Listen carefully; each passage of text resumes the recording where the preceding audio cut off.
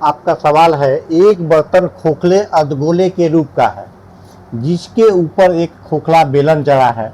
अर्धगोले का व्यास 14 सेंटीमीटर है एवं बर्तन की कुल ऊंचाई 13 सेंटीमीटर है। बर्तन का भीतरी पृष्ठ क्षेत्रफल ज्ञात करें। तो हम एक इसका चित्र बना लेते हैं। जैसे एक अर्धगोला है और इसके ऊपर एक बेलन जड़ा हुआ है।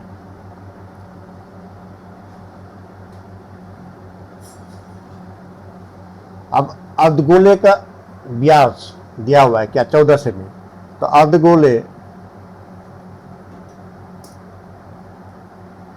का व्यास बराबर 14 सेमी, तो त्रिज्या हो जाएगा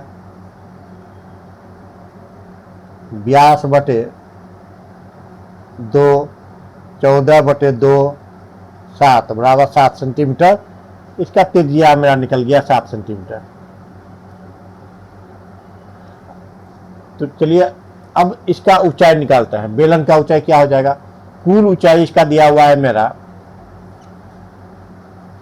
13 सेंटीमीटर। तो बेलन का ऊंचाई कितना होगा, बेलनाकार भाग का ऊंचाई, बेलनाकार भाग की ऊंचाई बराबर कुल ऊंचाई है 13, और ये जो त्रिज्या है ये अर्धगोले का ऊंचाई हो जाएगा। तो 13 घटा 7 बराबर 6 सेंटीमीटर। ये आपका बेलनाकार भाग का ऊंचाई निकल गया। चलिए, यदि आप मेरे चैनल पर नए हैं तो लाइक सब्सक्राइब करना मत भूलिएगा।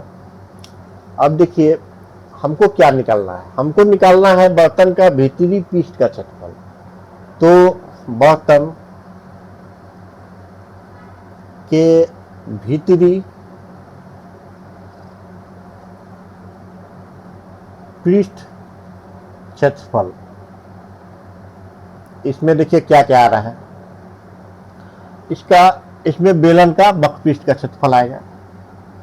तो बेलन का वक्र पृष्ठ का क्षेत्रफल प्लस ये अर्धगोले है, तो अर्धगोले का वक्र पृष्ठ का क्षेत्रफल आएगा। अर्धगोले का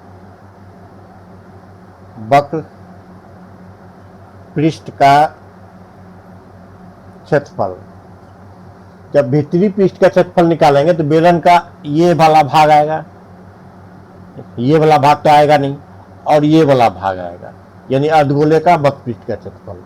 तो बेलन का वक्र पृष्ठ का क्षेत्रफल का फार्मूला क्या होता है, 2πr(h), ये बेलन का होता है। और अर्धगोले का वक्र पृष्ठ का क्षेत्रफल होता है 2πr², ये अर्धगोले का होता है। अब दोनों का वैल्यू हम पुट करते हैं, देखते हैं कितना आता है।